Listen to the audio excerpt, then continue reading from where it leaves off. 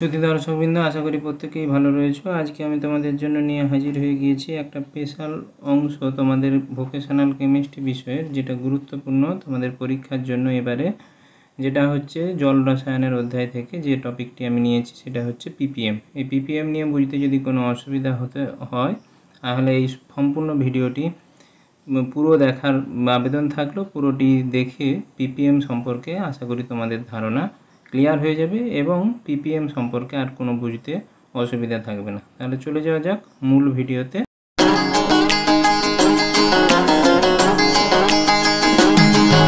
অবশ্যই আজকে আমরা জানব পিপিএম। পিপিএম কথার অর্থ কি? পিপিএম কথার অর্থ parts per million. Parts per million এই কথাকে বলা হয় সংক্ষেপে পিপিএম, পার্টস পার মিলিয়ন। আবার 1 মিলিয়ন কথার অর্থ কিন্তু 1 মিলিয়ন বলতে বোঝায় 10 লক্ষ। 1 মিলিয়নকে কি বলে? 10 লক্ষ। তাহলে পিপিএম কি না? পিপিএম জলের ক্ষরতা পরিমাপের একক। পিপিএম কথার অর্থ পার্টস পার মিলিয়ন, 1 মিলিয়ন সমান 10 লক্ষ ভাব 10 লক্ষ। এই পিপিএম জলের ক্ষরতা কিভাবে পরিমাপ করা হয়? জলের ক্ষরতা পরিমাপের জন্য যে লবণটি দায়ী সব থেকে বেশি সেটা হচ্ছে ক্যালসিয়াম কার্বনেট। এই ক্যালসিয়াম কার্বনেট লবণ যদি জলে থাকে এবং সেই সঙ্গে যদি আলাদা নন কার্বনেটের লবণও থাকে, ম্যাগনেসিয়াম সালফেট, ক্যালসিয়াম ক্লোরাইড, সেই লবণগুলোও কিন্তু জলের ক্ষরতার জন্য দায়ী। এই জলের ক্ষরতা পরিমাপের জন্য আমরা ক্যালসিয়াম কার্বনেট লবণের সমতুল্য পরিমাণ নির্ভর করব বা সমতুল্য পরিমাণের উপর পরিমাপ নির্ভর করব। পিপিএম তাহলে কাকে বলে না? পিপিএম 10 লক্ষ ভাগ জলে 10 লক্ষ ভাগ জলের ওজনে যত ভাগ ওজনের ক্যালসিয়াম কার্বনেট দ্রবীভূত থাকে বা অধক্ষিপ্ত হয়, 10 লক্ষ ভাগ জলের ওজনে যত ভাগ ওজনের ক্যালসিয়াম কার্বনেট লবণ অবস্থান করে বা জলের ক্ষরতার জন্য অন্যান্য লবণ ক্যালসিয়াম কার্বনেট লবণের সমতুল্য পরিমাণ বর্তমান থাকে, সেই পরিমাণকে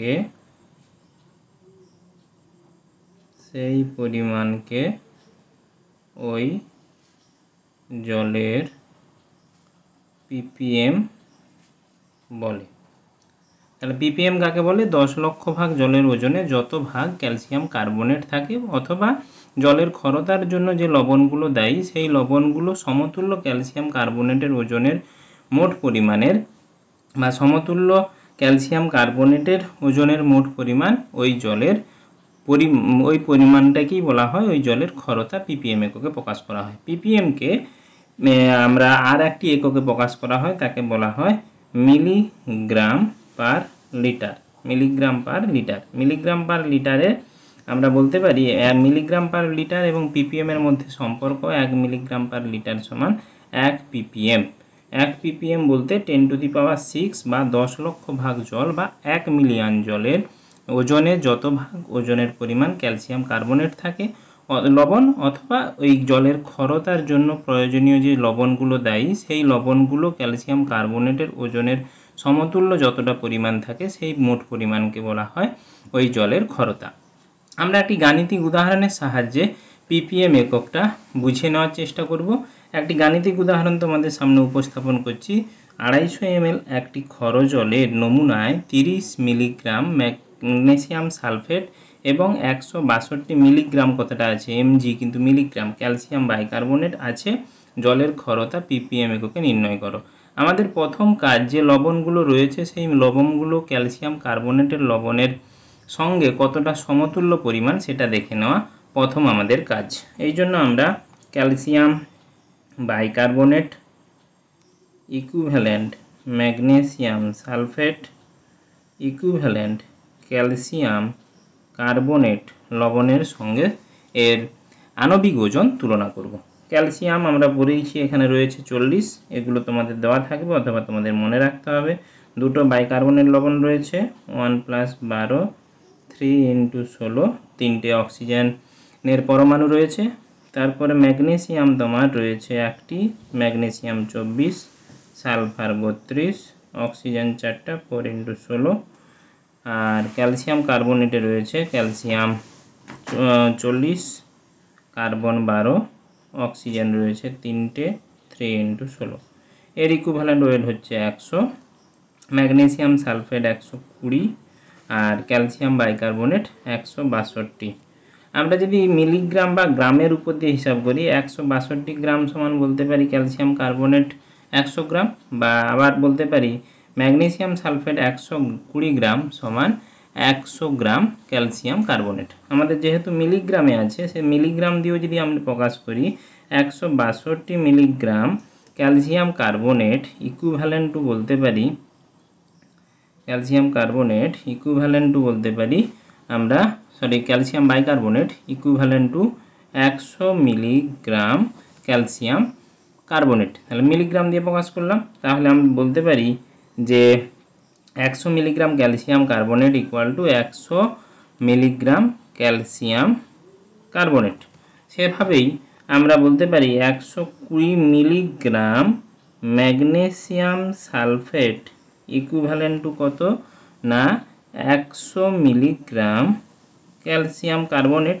আবার এদের ইকুইভ্যালেন্ট ওয়েট সমান কেন বলছি না, এটা হচ্ছে তোমাদের লবণের ইকুইভ্যালেন্ট ওয়েট। এদের প্রত্যেকটারই ক্যাটায়নের চার্জ +2 রয়েছে, এই জন্য এদের ইকুইভ্যালেন্ট ওয়েট বা এদের প্রত্যেকের আণবিক ওজন তার নিজস্ব আণবিক ওজনের সঙ্গে অপরের আণবিক ওজনের সঙ্গে সমান হচ্ছে, এই জন্য সমতুল্য পরিমাণ আমরা ধরা হয়েছে এই কারণে। এবারে রয়েছে তোমাদের 120 গ্রামের বদলে আমার তো দেওয়া রয়েছে এখানে 162 মিলিগ্রাম ক্যালসিয়াম বাইকার্বনেট ছিল, কিন্তু ম্যাগনেসিয়াম সালফেটের ক্ষেত্রে দেওয়া রয়েছে 120 গ্রাম নয় 30 গ্রাম। তাহলে 30 গ্রামের ক্ষেত্রে সেটা কত গ্রাম ক্যালসিয়াম কার্বনেটের ইকুইভ্যালেন্ট হচ্ছে সেটা আমাকে বের করতে হবে। তাহলে 1 milligram magnesium sulphate equivalent to বলতে পারি 100/120 মিলিগ্রাম ক্যালসিয়াম কার্বনেট। দেওয়া রয়েছে 30 মিলিগ্রাম।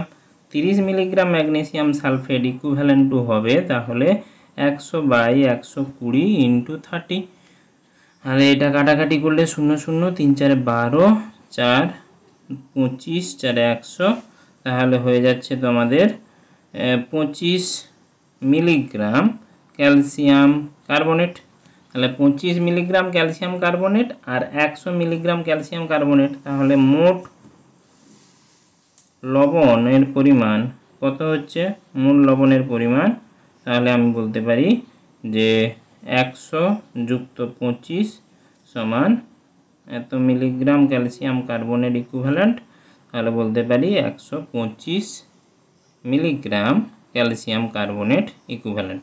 এবারে আমরা বার করব কি লিটার পার মিলিগ্রাম, কারণ এই জন্য মিলিগ্রাম এককে প্রকাশ করেছি। আমাদের দেওয়া ছিল যে 250 ml বা 250 মিলিলিটারে আমার রয়েছে কত 125 মিলিগ্রাম ক্যালসিয়াম কার্বনেট। তাহলে 250 ml রয়েছে 120, 1 ml কত রয়েছে 1 ml রয়েছে 125/250। 1000 ml কত রয়েছে 1000 ml সমান 1 লিটার। 1000 ml রয়েছে কত না এটা ইন্টু 1000, তাহলে 1000 দিয়ে কাটাকাটি করলে 0 0 25 4 100, 125 × 4 125 × 4 মিলিগ্রাম। 125 × 4 মিলিগ্রাম মানে 500 মিলিগ্রাম। তাহলে 500 মিলিগ্রাম রয়েছে কততে 1 লিটার জলে। তাহলে ppm এককে বলতে পারি কি বা এর ppm কত না 500 মিলিগ্রাম 500 ppm বা বলতে পারি এর ক্ষরতা কত না বলতে পারি 500 মিলিগ্রাম পার লিটার। তাহলে এই জলের ক্ষরতা এভাবে নির্ণয় করা যায়। আশা করি ভিডিওটি ভালো লেগেছে। ভালো লেগে থাকলে অবশ্যই চ্যানেলটি সাবস্ক্রাইব করে পাশে থাকা বেল আইকনটি প্রেস করতে ভুলবে না, নতুন বন্ধুদের শেয়ার করতে ভুলবেন না। তোমাদের একটা লাইক আমাকে উদ্দীপিত করে তোমাদের সামনে আরও নিত্য নতুন ভিডিও আনতে। ধন্যবাদ, নমস্কার।